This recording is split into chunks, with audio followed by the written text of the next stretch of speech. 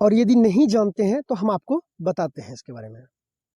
देखिए, नवजात शिशु का जो सिर का परिधि मापा जाता है, देखिए यहाँ से मापा जाता है, ध्यान दीजिएगा, ठीक है। ये है सिर का इस तरह से परिधि मापा जाता है।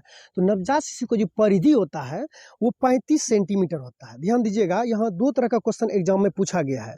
एक ये था कि 33 सेंटीमीटर से लेकर के 35 सेंटीमीटर तक, यदि रेंज में रहेगा, दो तरह का ही सवाल पूछा गया पूरे एग्जाम में, हम ढूंढ करके देखें तो दो तरह का सवाल पूछा गया था।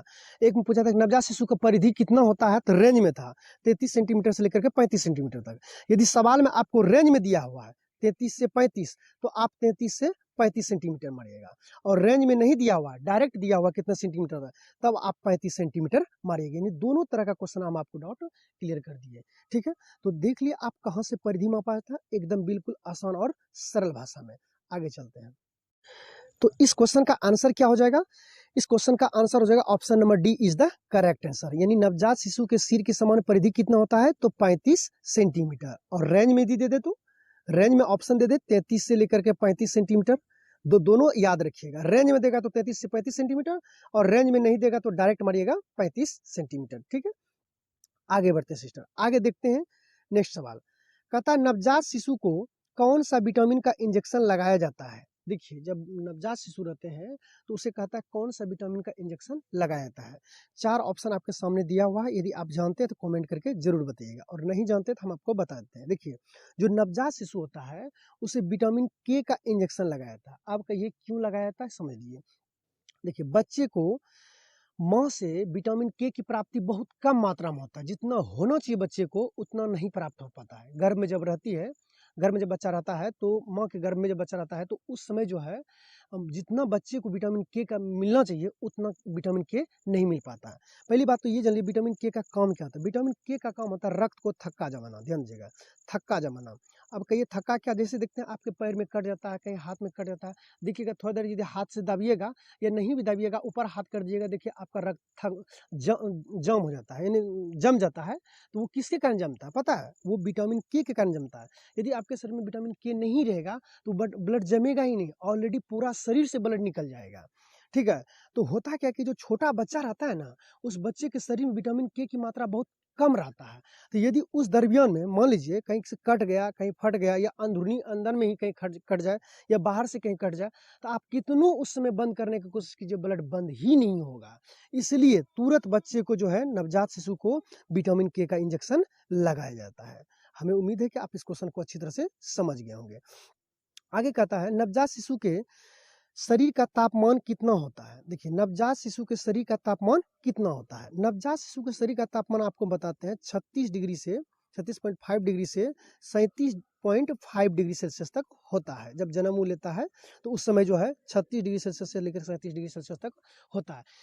इससे बच्चे का तापमान कम नहीं होना चाहिए। यदि इससे बच्चे का तापमान कम होता है तो वो हाइपोथर्मिया का शिकार होता है। हाइपोथर्मिया में बहुत तरह का बात हो जाएगा। यदि हाइपोथर्मिया से कोई बच्चा ग्रसित है तो उसे सांस लेने का प्रॉब्लम होने लगेगा, ब्लड में ऑक्सीजन का लेवल कम होने लगेगा। कई कई केसों में देखा गया है कि बच्चे की मृत्यु तक हो जाता है, ठीक है। तो इसमें करना क्या है, देखिए इसमें WHO के अनुसार, ध्यान दीजिएगा, WHO के अनुसार ये बोला गया है कि बच्चा यदि जन्म ले लिया है तो 24 घंटे के बाद से 48 घंटे के बाद ही स्नान करना चाहिए। कभी कभी क्या होता है कि जन्म लिया और स्नान करा देता है। स्नान कराइएगा तो बच्चे का टेम्परेचर कम हो जाएगा, और टेम्परेचर कम हो जाएगा तो वो हाइपोथर्मिया का शिकार हो जाएगा, और हाइपोथर्मिया का शिकार हो जाएगा तो बहुत प्रॉब्लम होने लगेगा। बच्चा बोलेगा भी तो आवाज़ नहीं आएगा, और आवाज़ आएगा तो बहुत कम आएगा, ठीक है। कहीं कहीं इसे साइलेंट किलर के भी रूप में कहा जाता है। मतलब बच्चा को पता भी नहीं चलेगा, आपको प्रॉब्लम में चला जाएगा, ठीक है। इसलिए नवजात शिशु का शरीर का सामान्य तापमान कितना होना चाहिए, तो 36 डिग्री सेल्सियस से लेकर के 37 डिग्री सेल्सियस तक, यानी 36.5 से लेकर के 37 डिग्री सेल्सियस तक होना चाहिए। यानी option number B is the correct answer. आगे बढ़ते हैं। आगे कहता है एक बच्चे के जन्म के समय 3 किलोग्राम था, उसका 5वां महीना कितना वजन हो जाएगा। आपको ये पता होगा, हम एक वीडियो में और भी बताए थे कि बच्चे का वजन 5 माह में 2 गुना हो जाता है, ध्यान रखिएगा, और 1 साल में जो है 3 गुना हो जाता है, और 1 साल में 3 गुना, और 2 साल में जो है 4 गुना हो जाता है। हम आपको बताए थे, ठीक है। तो यही यहाँ कह रहा है कि एक बच्चे का जन्म के समय 3 किलोग्राम है, तो 5वें महीना कितना हो जाएगा। आपको पता है कि 5 महीना में क्या होता है, 2 गुना हो जाता है, तो 3 दूना कितना हो जाएगा, 6 केजी हो जाएगा, यानी बच्चे का वजन कितना हो जाएगा 6 केजी हो जाएगा। और यही पूछ ले कि साल भर में कितना हो जाएगा, यानी 12 महीने में कितना हो जाएगा।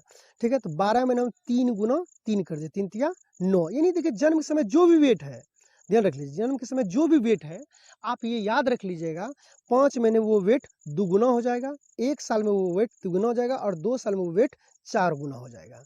तो यहाँ कह रहा है कि जन्म के समय किसी बच्चे का जन्म 3 किलोग्राम है तो उसका 5वें महीने कितना वजन हो जाएंगे, तो 6 केजी वजन हो जाएंगे। ठीक है, एकदम आसान और सरल भाषा में आपको समझा रहा था कि दिक्कत आपको नहीं कहीं हो। कहता है नवजात में रक्त की मात्रा होता है।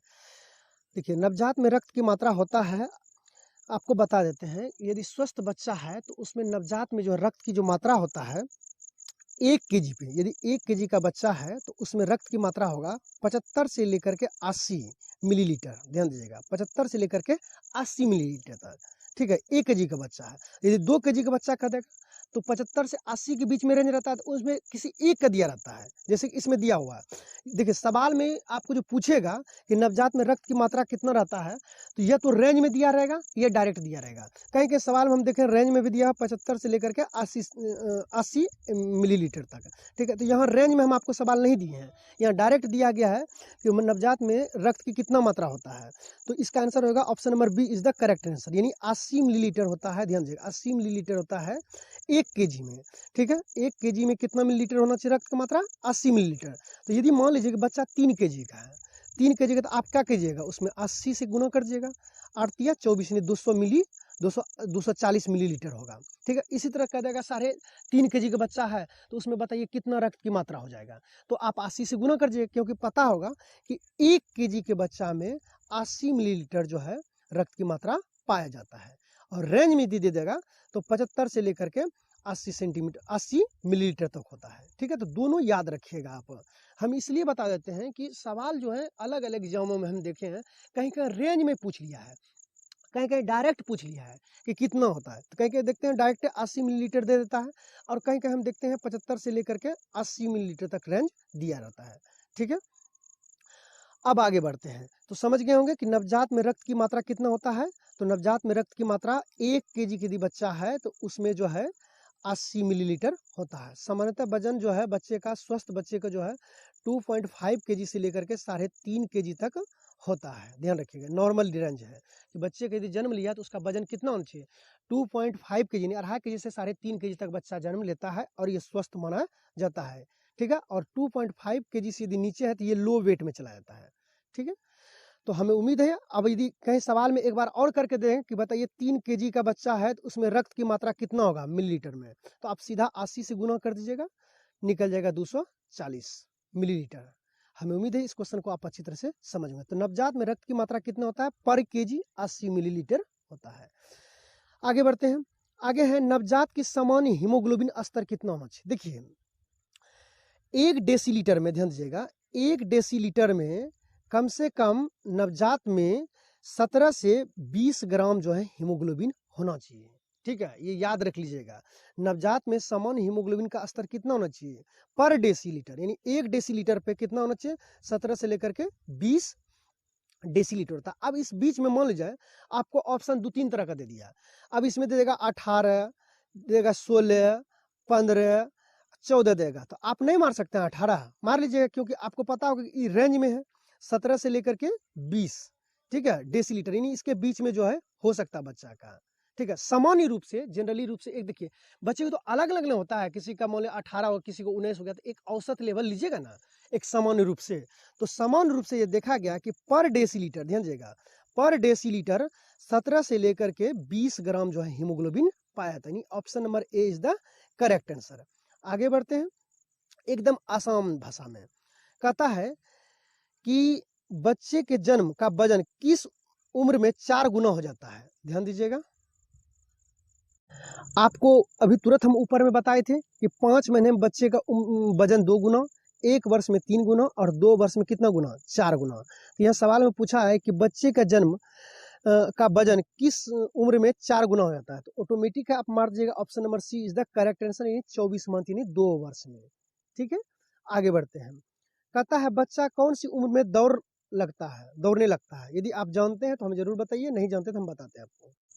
देखिए हम आपको बता देते हैं कि बच्चा 18 महीने से लेकर के 24 मंथ तक में जो है, यानी 18 महीने से एबव होना शुरू हो गया तो समझिए बच्चा दौड़ना शुरू हो गया। देखिए देख रहे हैं बच्चा दौड़ना शुरू हो गया। तो यदि आपको ऑप्शन में रेंज में दिया हुआ है, आप कहिए बार बार सर रेंज वाला सवाल क्यों देते, क्योंकि हम देखे हैं बहुत सारा एग्जाम में जाकर के रेंज में दे देता है, ठीक है। तो इसका वैसे रेंज में नहीं पूछा है, इसमें डायरेक्ट क्वेश्चन पूछा गया था कि बच्चे किस मंथ के बाद जो है दौड़ना शुरू कर देते हैं। तो 18 मंथ के बाद से जो बच्चा जो है दौड़ना शुरू कर देते हैं, तो इसका क्या हो जाएगा 18। या फिर आप कह सकते हैं, इसको हम बताते हैं क्लियरली, यदि रेंज में दे दिया तो याद रखिएगा 18 मंथ से लेकर के 24 मंथ में जो बच्चा, यानी इसके बीच में 18 से प्लस हो गया तो बच्चा दौड़ना शुरू हो जाएगा, ठीक है। देख रहे हैं बच्चा दौड़ रहे हैं, याद रखिएगा। अब चलते हैं क्वेश्चन पे। तो इसका आंसर क्या हो जाएगा, इसका आंसर हो जाएगा option number D is the correct answer. बच्चा कौन सी उम्र में दौड़ लगाने लगता है, तो 18 मंथ से यदि हो गया तो बच्चा दौड़ लगाना शुरू कर देते हैं। आगे देते हैं, आगे कहता है जन्म के समय छाती की परिधि कितना होता है। यदि आप जानते हैं तो ठीक है, और नहीं जानते हैं तो हम आपको बताते हैं। ऑप्शन नंबर ए, बी, सी और डी दिया हुआ है। देखिए जो स्टूडेंट जानते हैं कमेंट करके जरूर बताइए, ठीक है। हम उस स्टूडेंट को हमेशा रीड करते हैं कि नहीं, देखते हैं ये इतना बच्चा जान रहे हैं, ठीक है। तो जन्म के समय छाती का कितना परिधि होता है, और जानते हैं तो ठीक है, नहीं तो हम आपको बताते हैं। देखिए एक बार रिपीट कर देते हैं आपको कि जन्म के समय अभी तुरंत बताए थे सिर का परिधि कितना होता है। सिर का परिधि आपको बताए थे कि 35 सेंटीमीटर होता है, रेंज में देगा तो 33 से 35 सेंटीमीटर होता है, ठीक है। छाती का जो परिधि होता है वो छाती की परिधि होता है 30 से लेकर के 32 सेंटीमीटर तक का। तो दोनों याद रख लीजिएगा आप कि जन्म के समय सिर का परिधि पूछ ले तो 33 से लेकर के 35 सेंटीमीटर, और छाती का पूछ ले तो 30 से लेकर के 32 सेंटीमीटर तक। दोनों क्वेश्चन आप याद रख लीजिएगा। तो इसका आंसर क्या हो जाएगा, आपको पता होगा कि answer option number B is the correct answer. एकदम सरल और आसान भाषा में समझा देता है कि आपको दिक्कत कहीं भी नहीं हो, ठीक है। आगे चलते हैं, आगे कह रहा है सामान्यतः कौन सी उम्र में बच्चे के दांत निकलना शुरू हो जाते हैं। यदि आप जानते हैं तो कमेंट करके जरूर बताइएगा। ऑप्शन दिए हुए ए, बी, सी, ठीक है, और डी भी आपको दिखा देते हैं। डी जानते हैं तो कमेंट करके बताइए, और नहीं जानते तो हम आपको बताते हैं। देखिए हम आपको बता देते हैं, सामान्य रूप से बच्चे का जो दांत आना शुरू होता है वो 6 से लेकर के 8 मंथ तक में आना शुरू हो जाता है। देखिए इस बच्चे को दांत आ गया है तो ये 6 से लेकर के 8 मंथ में सामान्यतः बच्चे को दांत आना शुरू हो जाते हैं, ठीक है। आगे चलते हैं, तो इसका आंसर क्या हो जाएगा, answer number A number is the correct answer. देखिए कितना सुंदर मासूम बच्चा था, 6 मंथ से लेकर के 8 मंथ में जो है बच्चे का दांत आना शुरू हो जाता है, ठीक है। तो हम 10 क्वेश्चन टेक्निकल क्वेश्चन हम लिए हैं, और इसका टेस्ट हम आपको बता दिए कि रोज रात में 8:30 पे हम रेगुलर टेस्ट लेते हैं। इसलिए प्यारे एएनएम सिस्टर आज ही हमारे टेलीग्राम से लिंक से जुड़ जाइए। एकदम फ्री तैयारी हम करा रहे हैं, एक भी पैसा नहीं ले रहे हैं। बाद में यदि आप ज़्यादा जुड़ जाएगा स्टूडेंट तो फिर हम टेलीग्राम में टेस्ट में जो है ज़्यादा स्टूडेंट को हम ऐड नहीं कर पाएंगे।